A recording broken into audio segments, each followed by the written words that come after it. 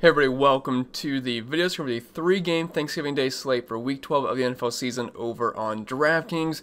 We get football and food on the same day. It's one of the best holidays in the world, so I'm absolutely ecstatic for this slate. I'm sure you guys are as well. But if you find this video helpful in any way possible, please leave a like, and if you're new to the channel, hit that subscribe button. It really helps me out, and I really do appreciate it. While you're at it, you might as well hit that notification bell as well, so you don't miss out whenever I post new content.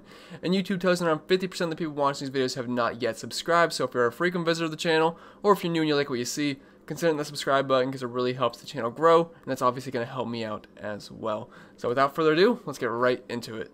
And as always, we'll start at the quarterback position. And up top, we have a pretty good one in Deshaun Watson at $7,400. He is a bit expensive, but he gets a great matchup versus Detroit. And in my opinion, this is the best game to target from a fantasy perspective. We have the 51-point over-under, which is the highest on the slate. The Texans have the highest implied team total at 27. It's only a 3-point spread, and both these defenses are pretty bad. So I imagine a lot of points are going to be scored here. And I'm really hoping Kenny Galladay and Deandre Swift happen to play in this game, because if they do, this game is loaded because we have, I know Matthew Stafford's not great, but he's viable below 6K, but then you have Galladay, Swift, Hawkinson, Watson, Will Fuller, Brandon Cooks, maybe even a Duke Johnson if you want to, or a Jordan Aikens if you want to get crazy. So I really am excited for this game. It's the first game, so hopefully it starts off with a bang. But Deshaun Watson, he's been on fire for about a month or so now, and I know he struggled versus Cleveland, but you got to keep in mind, he was playing in pretty much a hurricane. It was raining, snowing, sleeting, whatever, and there was around 50-mile-per-hour winds. So we'll give him a pass there, only scoring 14 fantasy points. But besides that, he's been on fire. He's been throwing for over 300 yards, and he's been racking up 25-plus Draftkings points almost every game since week 4. So I'm pretty excited to use Deshaun Watson. I imagine the majority of my lineups will have him at quarterback. It's pretty easy to stack him with because you know it's going to go to Will Fuller or Brandon Cooks for the most part. I know Aikens can be involved, and Duke Johnson can out of the backfield, and there's a couple of other guys that can get a sprinkle of targets. But for the most part, you know where the ball's going, and it's not that hard to stack him up with his options because they're not overly expensive. He's averaging close to 300 passing yards per game, a 70% completion percentage, and he's going down the field with an 8.5 yards per attempt and a QB rating of about 110. You also get that built-in rushing upside with Deshaun Watson as well. He doesn't run the ball like Lamar Jackson, Kyler Murray, Josh Allen, those kind of guys, but he's got the capabilities of doing that, and he can certainly get you a rushing touchdown as well. And like I said earlier, the matchup versus Detroit is pretty good. They're 23rd DVA versus the pass, and they're 17th versus quarterbacks, allowing over 20 points per game and close to 270 passing yards per game as well. So Deshaun Watson, he's by far my favorite quarterback play on this slate. The matchup's good. The game environment should be good. We're going to be in a dome, so we don't have to worry about weather, and they have the highest implied team total on this slate, and I like his options to stack with. And this is a team that loves to throw the football. They do not like running the football, and Duke Johnson has certainly been awful on the ground, so they kind of just have to rely on Deshaun Watson fully, which is exactly what I want out of my quarterback. So I think he's a fantastic option on this slate, and I imagine most people will go that route because it's not that hard to fit him in at all.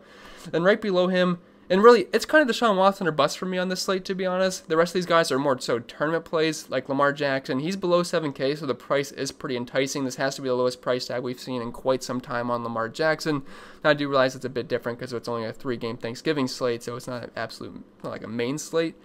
But still, this is pretty cheap for a guy that can certainly run the football. Now, he has certainly struggled this season. He is no longer the 2019 version of Lamar Jackson. If he was the 2019 version of Lamar Jackson at $1,600, we'd have to be all in here, even though it's an awful matchup versus Pittsburgh. But that is certainly not the case these days, as he has simply just not been that good throwing the football. Now, he's still running the ball. He's actually ran the ball double-digit times in the past 4 games, so we get a bit of a floor there. He's averaging close to 60 rushing yards per game and pretty much close to double-digit rushing attempts per game, but certainly not as been as good as last season. He's actually averaging less than 200 passing yards per game as well. In the matchup versus Pittsburgh, it's absolutely awful. They're actually allowing the fewest points per game to the quarterback position in their second DVA versus the pass, and Lamar Jackson scored 18 points versus them the last time they played. So it's not like he did awful, but he didn't do that great either from a fantasy perspective, and I just think Deshaun Watson's upside is a lot higher than Lamar Jackson. Jackson's got a pretty safe floor for the most part with his rushing upside, but I feel like the ceiling is pretty low in a good match, not a good match, I'm sorry, in a bad matchup versus Pittsburgh and on the road as well.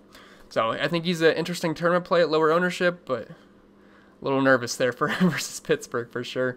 Then Matthew Stafford at $5,800. He was not good last week. You got to keep in mind he's got that thumb injury, and he didn't have Galladay, he didn't have Amendola. There was no Deandre Swift, so that offense, it was pretty ugly. Marvin Jones and Marvin Hall, and then Hawkinson. I know he got banged up at one point in the game, but he came back. So rough outing for the Detroit Lions, that is for sure.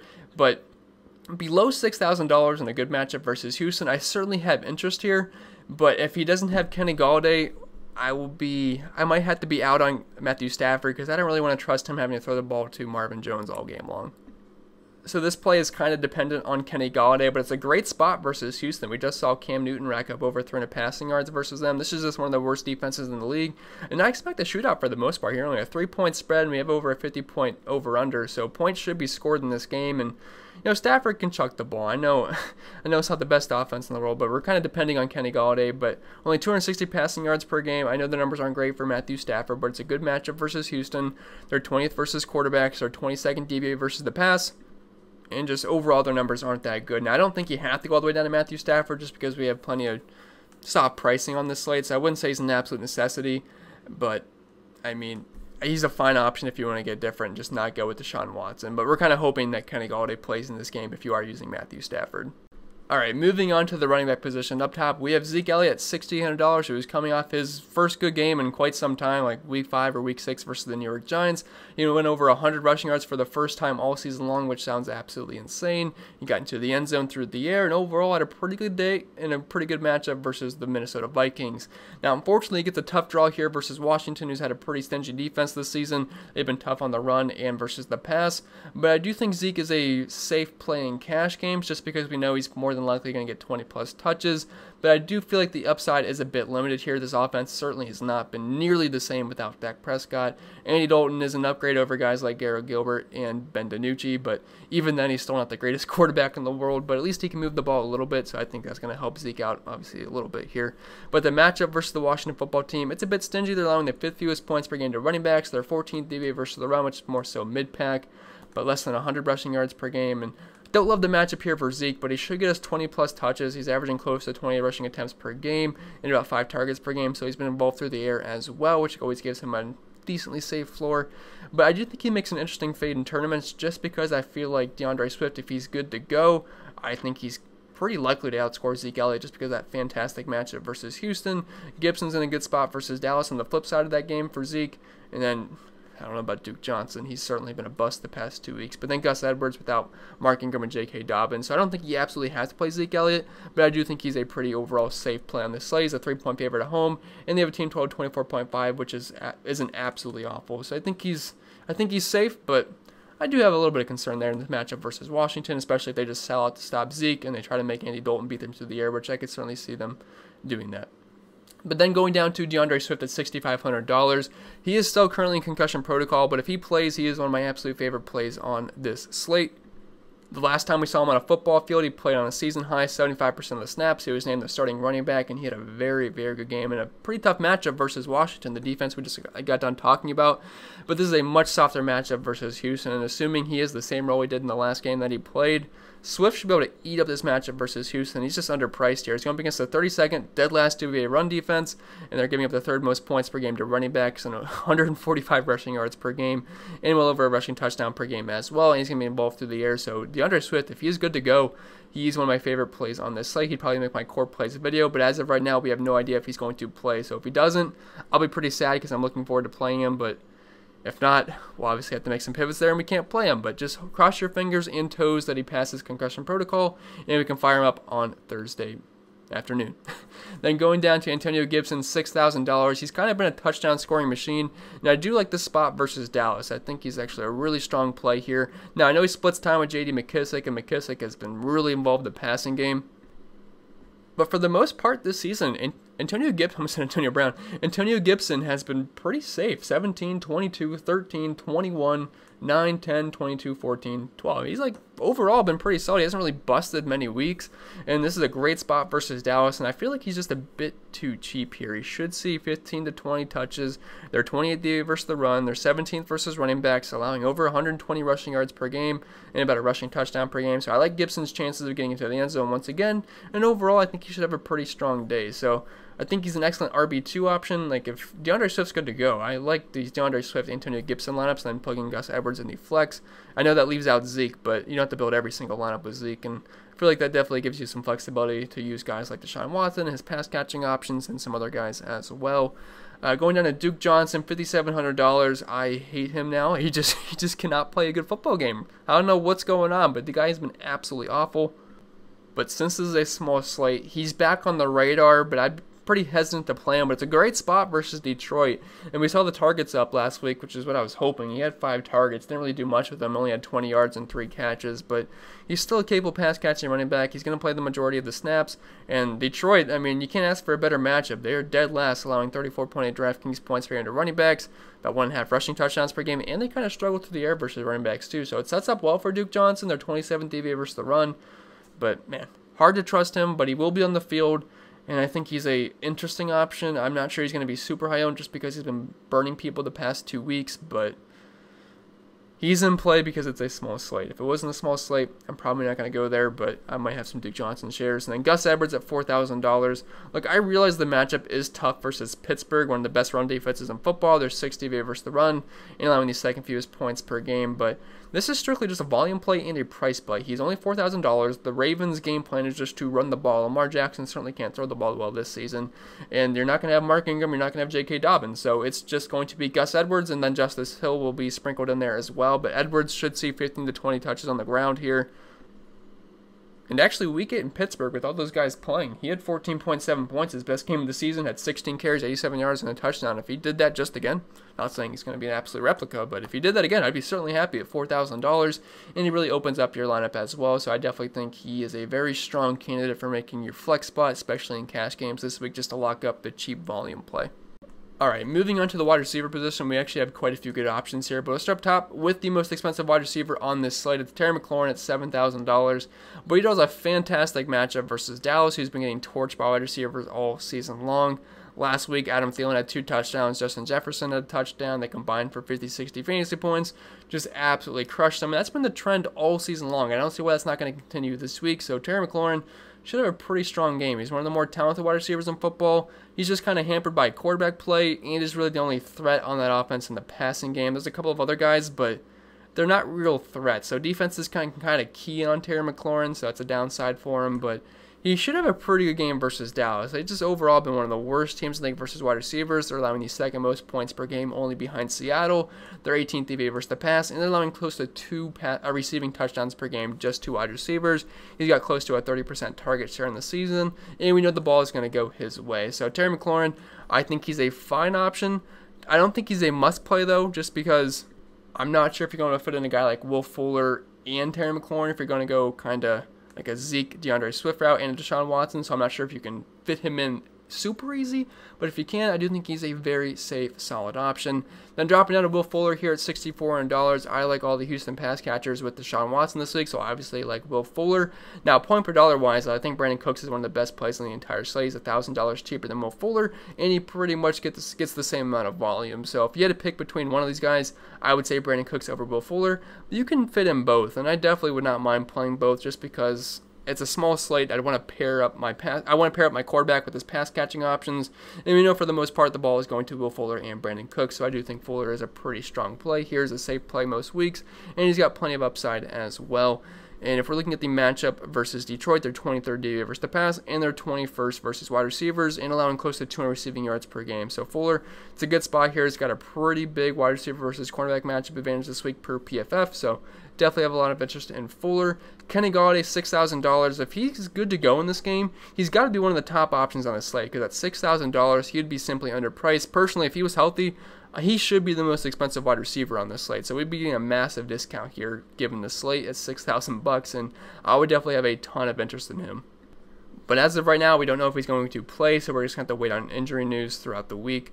But Houston, they're 23rd versus wide receivers, and they're 22nd DVA versus the pass, and allowing 1.5 receiving touchdowns per game to wide receivers. So it would be an excellent spot versus Houston if he's good to go at a really good price tag. Then we have Amari Cooper at $5,700, and this is a tough matchup versus Washington. They're actually allowing the fewest points per game to wide receivers, and they're 5th DVA versus the pass. But the Cowboys are going to score points. They're not just going to put up 0 points. At least I don't think they're going to. And he's going to get volume. He's obviously the best wide receiver on this team. He's got Andy Dalton back, which I know doesn't sound great, but like I said earlier, it's an upgrade from Ben DiNucci and Gary Gilbert. And in the 2 full games he's played with Dalton, he scored 14 and 20 points. I know that's not great, but it's not the worst thing in the world at $5,700. So I think he's interesting. I just put him on here really because I don't want to have 4 wide receivers listed and potentially 3 with Kenny Galladay if he plays or not.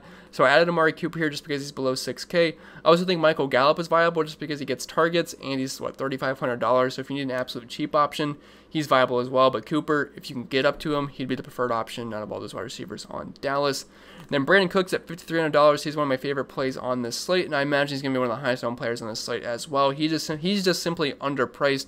I think he should be closer to $6,000. He's been getting close to 10 targets each and every single week for over a month now, and he's just not really priced like that. And it's a great matchup versus Detroit, so overall, I think he's a very safe play. He's an obvious pairing with Deshaun Watson, and the majority of my lineups will have Deshaun Watson paired with Brandon Cooks. It's just hard to pass up that $5,300 price tag on the season, about a 22% target share, which is actually higher than Will Fuller's at 20%. So even then, he's overall this season, he's been getting more targeted than Will Fuller on a per-game basis, and it's a great matchup versus Detroit. So Cooks, it's pretty tough to pass him up on this slate, in my opinion.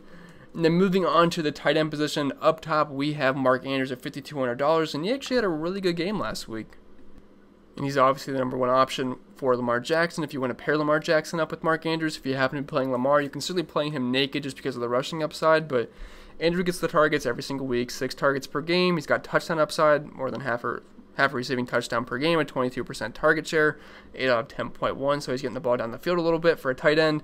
But the matchup versus Pittsburgh, they're just one of the best defenses in football, second DVA versus the pass, and allowing the second fewest points per game to tight end. So at $5,200, I definitely don't think he's a must-play, but I would say he's probably the safest option at tight end. It's just we have TJ Hawkinson at $47 and a much better matchup versus Houston. So I feel like I'd be more inclined to go that way. So speaking of Hawkinson, he's just a little bit cheaper here, and it's a good matchup versus Houston. I definitely want pieces of this game. It's just 51 point over-under, and both these defenses are just not that good. He's got touchdown upside as well. Targeted slightly less, only a 17.5% target share compared to Mark Andrews' 22%, but I think he's a fine option. He's got a pretty big tight end versus linebacker advantage matchup in PFF this week, and Houston's 14th versus tight ends, which is not that bad, but given the guys I have here, it's actually last with Logan Thomas, and they're allowing 54 receiving yards per game, and they're 22nd DVA versus the pass, so I do think Hawkinson would be a fine option, especially if Galladay and some of the other guys are out, because that would just funnel more targets his way, but we'll have to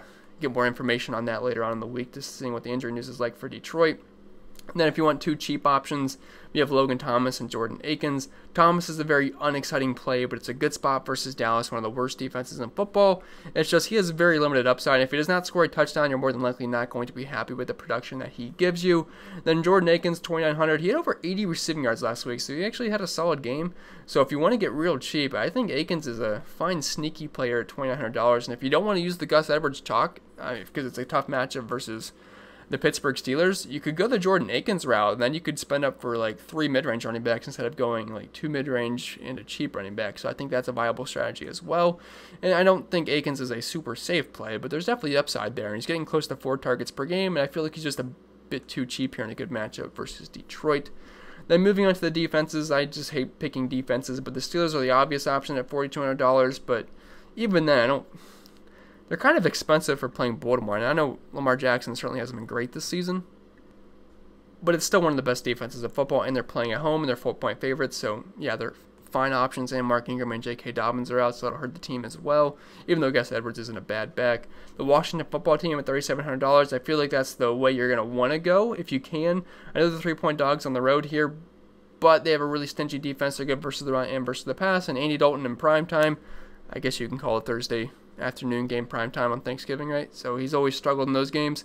So I think Washington's certainly in play. They're just a bit pricey, but they're definitely in play. Then the Texans defense at $2,700. If you're going cheap, that would be my preferred option instead of the Lions, because I'm planning on using a lot of Texans, so why would I want to use the Lions defense? So if you had to pick a cheap defense, I would say the Texans. I know they're on the road in Detroit, but they are 3-point favorites and they have a team total of 24 against them. And I just don't feel like defense is what's going to win you this slate. You just kind of have to hope they don't get absolutely annihilated. So Texans defense would be my preferred option there if you're going to go cheap.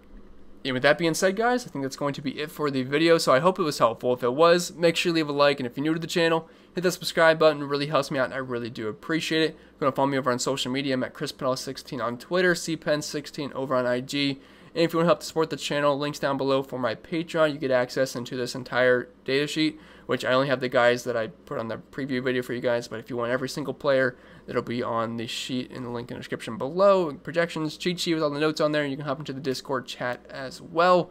And I hope you guys all have a fantastic Thanksgiving. I will be doing a core plays video and a lineup building video tomorrow. Or maybe the lineup building video. No, can't do that tonight because there's too much question marks and injuries. So I guess I'll wait to do both of those videos tomorrow so you can be on the lookout for that.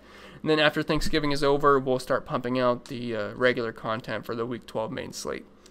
Yeah, Week 12, right? Yeah, not Week 13. All right, so I'm going to get out of here, guys. Hope you guys enjoy the rest of your holiday week. And I'll see you guys in the next one.